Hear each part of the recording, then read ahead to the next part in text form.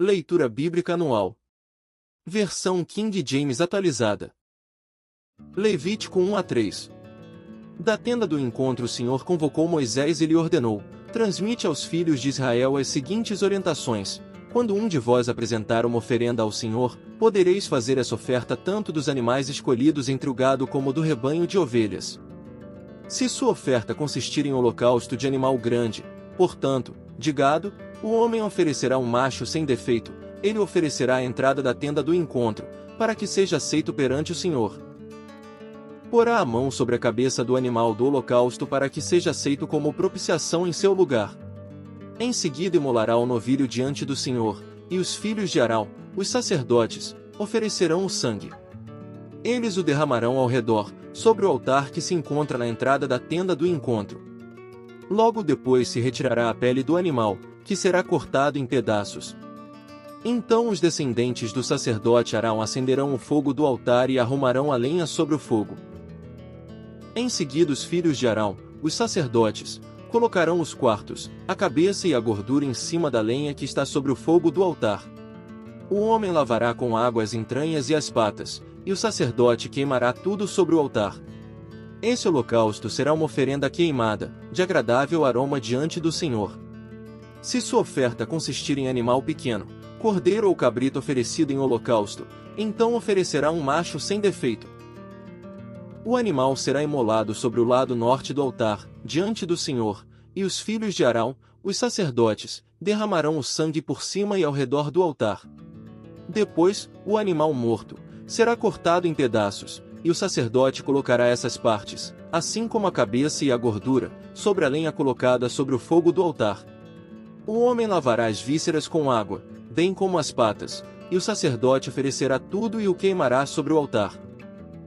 Esse holocausto será uma oferta queimada, de aroma agradável perante o Senhor. Se sua oferta ao Senhor consistir em holocausto de ave, oferecerá uma rolinha ou um pombinho. O sacerdote a oferecerá sobre o altar e, apertando-lhe o pescoço, deslocará a cabeça e a queimará sobre o altar, e fará seu sangue correr sobre a parede do altar.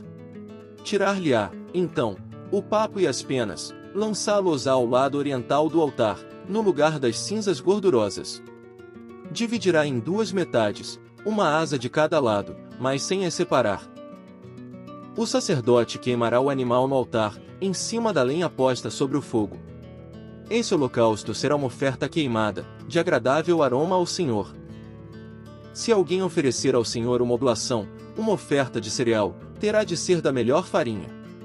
Sobre ela derramará óleo, colocará incenso e a levará aos descendentes de Arão, os sacerdotes. Um deles tomará um punhado dessa melhor farinha preparada com óleo e com todo o incenso, e os queimará no altar, como porção memorial. É a oferta queimada, de agradável aroma ao Senhor. A parte restante da oferta de cereal pertencerá a Arão e a seus descendentes. É a parte santíssima dos manjares, porquanto foi tirada das ofertas dedicadas ao Senhor, preparadas no fogo. Quando ofereceres uma oblação de massa cozida no forno, a flor de farinha, a melhor farinha, será preparada em bolos ázimos, sem fermento, amassados com azeite, ou em pães finos, sem fermento, e untados com óleo puro de oliva. Se tua oferenda for uma oferta de cereal cozida na assadeira, seja da melhor farinha, amassada com óleo e sem fermento. Tu a partirás em pedaços e derramarás azeite em cima. É uma oblação. Se tua oferta for uma oblação cozida na panela, seja igualmente preparada a flor de farinha com azeite. Levarás ao Senhor a oferta de cereal que assim for preparada. Será apresentada ao sacerdote, que a aproximará do altar. Da oblação o sacerdote separará o memorial, que queimará no altar como oferenda queimada, de agradável aroma ao Senhor. A parte restante da oblação pertencerá a Arão e a seus filhos e descendentes, parte santíssima dos manjares do Senhor. Nenhuma das ofertas de cereais que oferecerdes ao Senhor será preparada com fermento, pois jamais queimareis fermento ou mel como oferta queimada ao Senhor. Podereis oferecê-los ao Senhor como oferta das primícias, mas não os colocareis sobre o altar como aroma agradável ao Senhor. Temperarás com sal toda oblação que ofereceres e não deixarás de pôr na tua oferta de cereal o sal da aliança de teu Deus, a toda oferenda juntarás uma oferta de sal a Deus. Se oferecerdes ao Senhor uma oblação de primícias, será sob a forma de espigas tostadas ao fogo ou de pão cozido com grãos moídos que farás essa oferta de cereal dos primeiros frutos. Sobre ela acrescentarás azeite e lhe porás incenso, pois é uma oblação, e o sacerdote queimará a porção memorial do cereal moído e do óleo, juntamente com todo o incenso, como uma oferta ao Senhor, preparada no fogo. Se seu sacrifício for um sacrifício de paz e comunhão e se oferecer um animal grande, macho ou fêmea, será animal sem defeito que o homem oferecerá perante o Senhor. Colocará a mão sobre a cabeça do animal, que será morto à entrada da tenda do encontro. Os filhos e descendentes de Arão, os sacerdotes, derramarão o sangue nos lados do altar. O homem oferecerá uma parte desse sacrifício de comunhão, como oferenda queimada ao Senhor. A gordura que cobre as vísceras, toda a gordura que está ligada a elas, os 2 rins com a gordura que os cobre e que está perto dos lombos, e o lóbulo do fígado, que ele removerá junto com os rins. Os filhos de Arão queimarão tudo isso em cima do holocausto que está sobre a lenha acesa no altar, como oferta preparada no fogo, de perfume agradável ao Senhor. Se for animal pequeno, do rebanho, que alguém oferecer como sacrifício de comunhão ao Senhor, deverá oferecer um macho ou uma fêmea sem defeito. Se oferecer um carneiro, ele o oferecerá perante o Senhor, e porá a mão sobre a cabeça do animal, que será morto diante da tenda do encontro. Então os filhos e descendentes de Arão derramarão o sangue nos lados do altar. Desse sacrifício de comunhão, oferta preparada no fogo, o homem trará ao Senhor a gordura, tanto a da cauda gorda, cortada rente à espinha, como toda a gordura que cobre as vísceras está ligada a elas, os 2 rins com a gordura que os cobre e que está perto dos lombos, e o lóbulo do fígado, que ele removerá junto com os rins. O sacerdote os queimará no altar como alimento oferecido ao Senhor, preparado no fogo. Se sua oferenda consistir em uma cabra, a oferecerá perante o Senhor, porá a mão sobre sua cabeça e a imolará diante da tenda do encontro, e os filhos e os descendentes dos filhos de Arão derramarão o sangue sobre o altar, em redor. E isto é o que oferecerá em seguida, como oferenda queimada ao Senhor: a gordura que cobre as vísceras está ligada a elas, os 2 rins com a gordura que os cobre e que está perto dos lombos, e o lóbulo do fígado, que ele removerá junto com os rins. O sacerdote os queimará no altar, como alimento, como oferta preparada no fogo, de aroma agradável. Toda a gordura será do Senhor. É, portanto, para todos os vossos descendentes uma lei perpétua: em qualquer lugar onde habitardes, não comereis gordura nem sangue. Marcos 1 versículo 29 a 2 versículo 12. O poder de Jesus sobre doenças e demônios. E assim que saíram da sinagoga, dirigiram-se para a casa de Simão e André, juntamente com Tiago e João. A sogra de Simão estava deitada, com muita febre, e logo falaram com Jesus a respeito dela. Então, aproximando-se, ele a tomou pela mão e a levantou. A febre imediatamente a deixou e ela se pôs a servi-los. Ao final da tarde, logo após o pôr do sol, o povo levou até Jesus todos os que estavam passando mal e os dominados por demônios. E assim, a cidade inteira se aglomerou à porta da casa. Jesus curou a muitos de várias enfermidades, bem como expulsou diversos demônios. Entretanto, não permitia que os demônios falassem, pois eles sabiam quem era ele. Jesus retira-se para orar.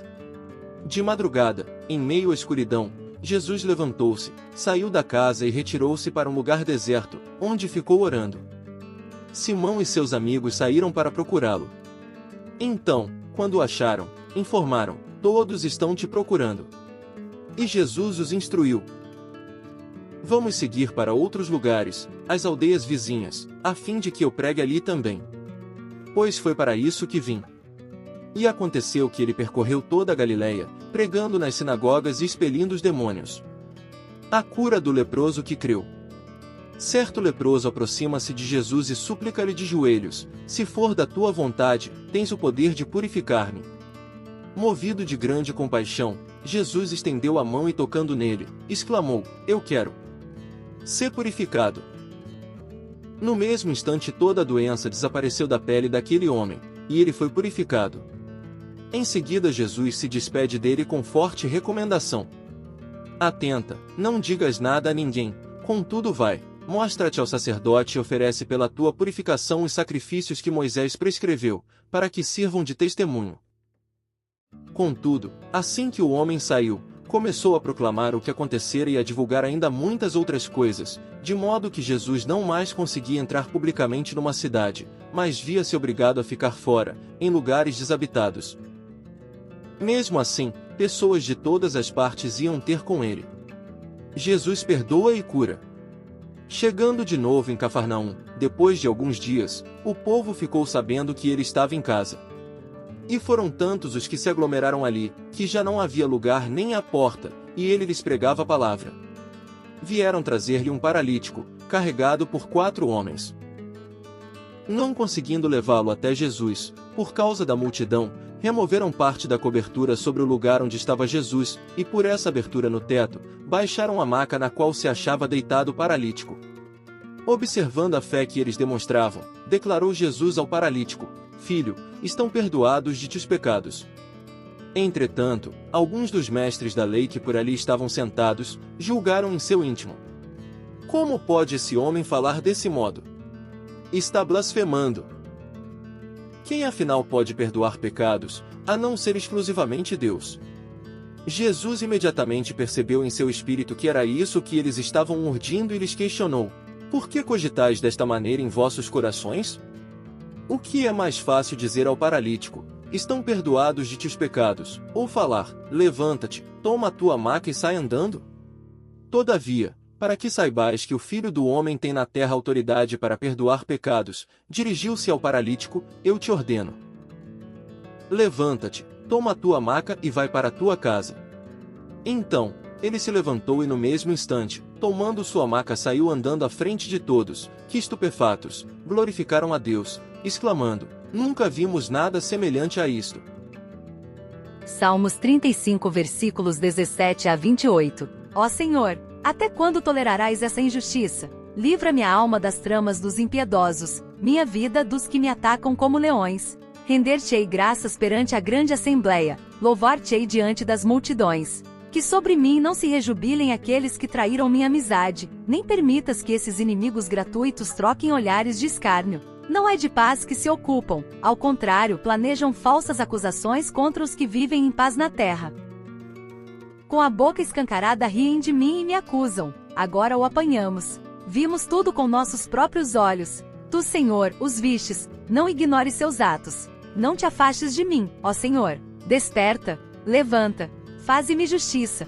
Defende a minha causa, meu Deus e meu Senhor. Senhor, meu Deus, tu és justo, restitui o meu direito para que eles não se divirtam à minha custa. Não permitas que pensem: é isso, exatamente como queríamos. Nem que digam: acabamos com ele. Sejam humilhados e frustrados todos os que se alegram com a minha desgraça. Sejam cobertos de vexame e desonra os que se levantaram contra mim. Cantem de júbilo e se alegrem os que desejam ver a prova da minha inocência, e repitam continuamente: glorificado seja o Senhor, que tem prazer na felicidade do seu servo. E a minha língua proclamará a tua justiça e o teu louvor o dia inteiro. Provérbios 9 versículos 13 a 18. A insensatez é a mulher sensual, exibicionista e ignorante. Sentada à porta de sua casa, no ponto mais alto da cidade, propagandeia sua proposta aos que transitam por ali em seus caminhos. Vinde todos vós, os incautos. E aos que não têm bom senso ela convida. A água roubada é doce, e o pão que se come escondido é ainda mais saboroso. Contudo, eles nem imaginam que exatamente ali residem os espíritos dos condenados à morte, que os seus convidados estão todos nas regiões mais profundas do inferno.